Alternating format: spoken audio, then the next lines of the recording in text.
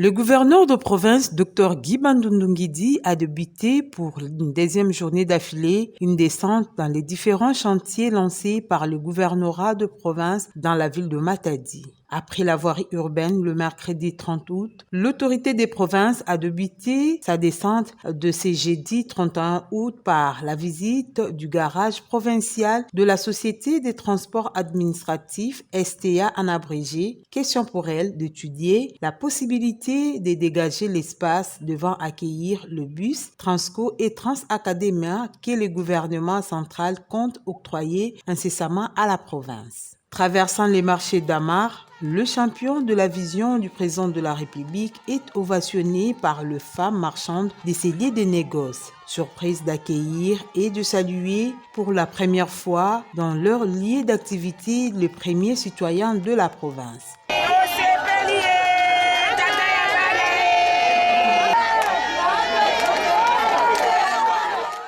Destination, le cercle multidisciplinaire d'Amar où s'exécutent les travaux de construction du stadium de basketball, handball et un gymnase pour les sports de combat. Sur place, le chef de l'exécutif provincial qu'accompagnait les délégués de la Cour des comptes en mission au Congo central reçoit des explications de la part du directeur général de l'entreprise Betsalel Engineering Services, BES en sigle, sur l'état d'avancement de travaux. Faisant d'une pierre deux coups, le premier sportif de la province visite également le terrain de football du stade d'Amar qui va subir très prochainement un gros lifting dans le cadre de sa modernisation. Tout juste après, l'autorité provinciale et sa suite s'en vont visiter le chantier du complexe commercial moderne de Matadi, mieux connu sous l'appellation de Marché Sud, dans la commune de Matadi. Ici, l'entreprise Mango International a déjà sorti des terres la superstructure de cet édifice qui sera doté d'une chambre froide moderne pour la conservation dans les meilleures conditions de vivre frais. L'avant-dernière étape de cette randonnée, le chantier du stade Lumumba où les travaux de finissage poursuivent leur bon nombre de chemins en attendant la pose très prochaine de la charpente métallique devant accueillir la toiture et l'aménagement de l'RDG. La visite de la morgue de l'hôpital provincial de référence de Kinkanda a constitué le point de chute de ces marathons d'inspection et de travail.